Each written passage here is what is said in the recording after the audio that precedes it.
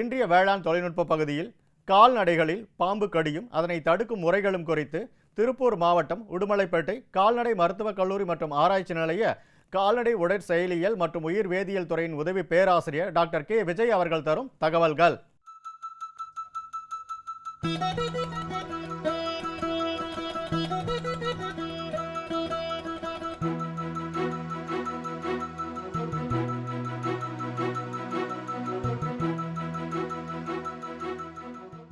கால்நடைகளை தாக்கும் பாம்பு கடியும் அதன் மேலாண்மையை பற்றி பேச போகிறேன்.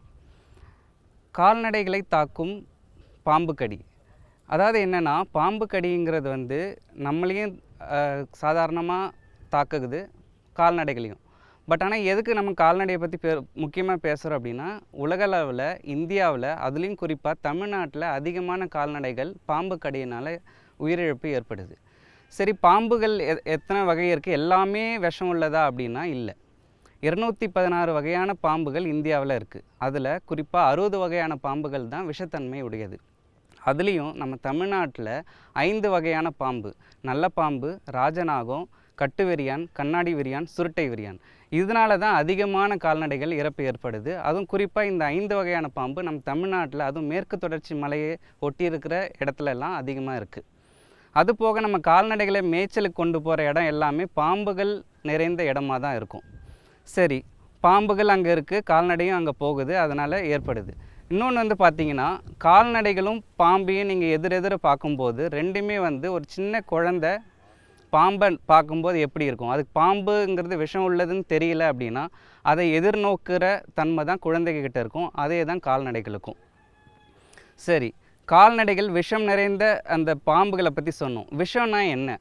விஷத்துக்கு வந்து பார்த்திங்கன்னா, விஷம் நிறைந்த பாம்புகளில் அந்த தலைப்பகுதியில் பின்பக்கம் வந்து பார்த்திங்கன்னா அந்த உமிழ்நீர் சுரப்பின்னு இருக்கும். அது வந்து அதோட பல்லோடு சேர்ந்து இருக்கும். ஸோ அப்போ அந்த பாம்போட அதோட இறையை வந்து கடிக்குதுன்னா அந்த உமிழ்நீர் சுரப்பி மூலயமா தான் விஷம் போகுது. சரி, விஷங்கிறது என்ன?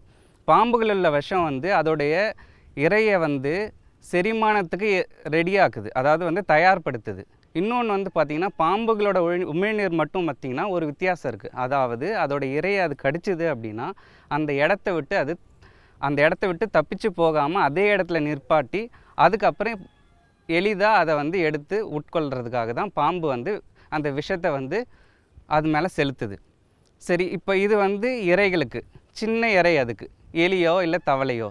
அப்போ அப்படிப்பட்ட பாம்புகள் எதுக்கு நம்ம கால்நடைகளை தாக்குது? பெரிய கால்நடைகளான நம்ம மாடு, ஆடுங்க, இது எல்லாத்தையும் ஏன் கடிக்குது அப்படின்னா, பெரும்பாலும் இந்த விலங்குகள் பாம்பை பார்த்து எதிர்நோக்கும் தன்மை உள்ளது.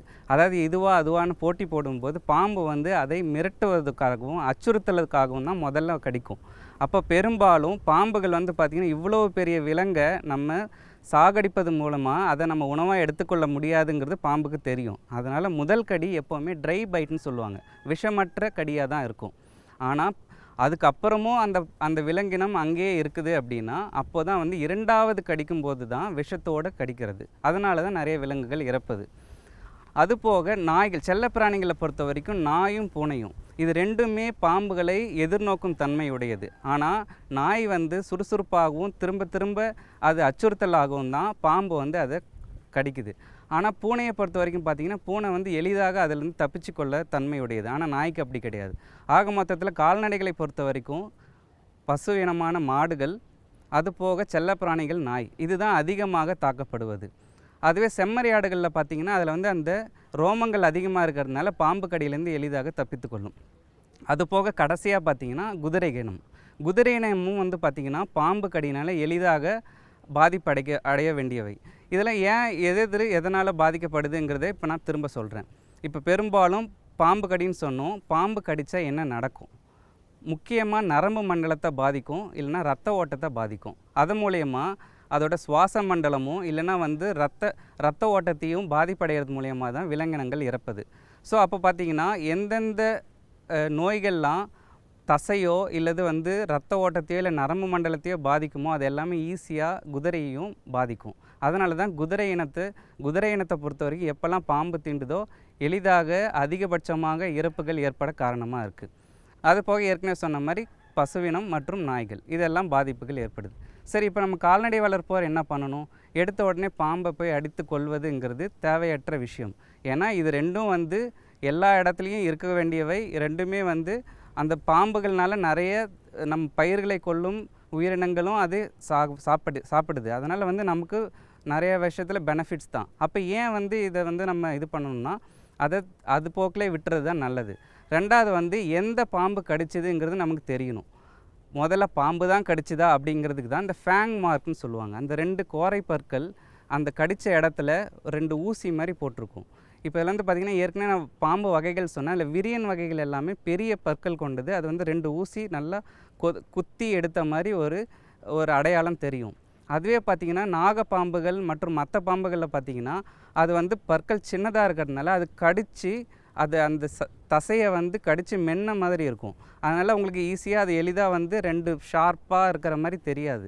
அப்போ இது ரெண்டுத்தையும் வந்து அந்த கன்சர்ன்ட் வெட்டினரியன், அதாவது கால்நடை மருத்துவர் பார்த்தாங்கன்னா தான் ஈஸியாக தெரிஞ்சுக்க முடியும். அதனால் ரெண்டாவது விஷயம் என்னென்னு நம்ம பண்ண வேண்டியது, அந்த கொத்தின இடத்த நம்ம சிதைக்கக்கூடாது. நிறைய பேர் என்ன பண்ணுவாங்கன்னா கத்தியை வச்சு கீறி விடுறது, இல்லை ஏதாவது ஒரு மருந்தை வந்து அதில் தெளிக்கிறது, இல்லை மண் எடுத்து போடுறது, இல்லை விபூதி எடுத்து போடுறது, இதெல்லாம் பண்ணக்கூடாது. ரெண்டாவது வந்து அந்த கயிறு போட்டு கட்டுவாங்க.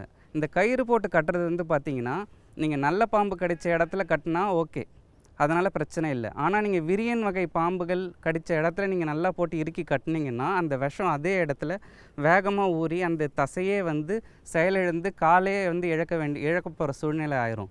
அதனால் பெரும்பாலும் என்ன பண்ணணும்னா, பாம்பு கடின்னு தெரிஞ்சிருச்சு அப்படின்னா மாடை வந்து அந்த இடத்துலேருந்து மற்றொரு இடத்துக்கு அச்சுறுத்தி கொண்டு போகாமல் அதே இடத்துல அதை வந்து அமைதிப்படுத்த வச்சு கூடிய சீக்கிரம் கால்நடை மருத்துவரை அணுகி அவரை வர வைக்கிறது தான் வந்து முக்கியமான செய்ய வேண்டிய செயல். அதை தவிர்த்துட்டு நம்ம வந்து கயிறு கட்டுறதோ இல்லை வந்து உடனே வந்து ஏதாவது ஒரு மருந்து தெளிக்கிறதுங்கிறது தவிர்ப்பது நல்லது. அது போக வந்து கால்நடை மருத்துவர்கள் பொறுத்த வரைக்கும் என்ன பண்ணுவாங்க அப்படின்னா, இந்த பாம்புனோட வாயில் வந்து நிறைய நச்சுத்தன்மைகள் உள்ளது, பாக்டீரியா அது மாதிரியும் இருக்குது. அதனால் அது கடிக்கிறது மூலயமா அடுத்த இன்ஃபெக்ஷன் வரக்கு வாய்ப்பு இருக்குது. அதனால் அது ட்ரை பைட்டாகவே இருந்தாலும், அதாவது விஷம் இல்லாத கடியாகவே இருந்தாலும் கால்நடை மருத்துவரை அணுகி அவங்க டிடிஓ இல்லை வந்து அடுத்து ஆன்டிபயோட்டிக் என்ன கூட அந்த நுண்ணுயிர்களை அழிக்கக்கூடிய மருந்துகளோ, அது போக உண்மையிலே அது விஷமுள்ள பாம்பாக இருந்ததுன்னா அந்த விஷத்தை முறிக்கும் மருந்தை கொடுப்பாங்க.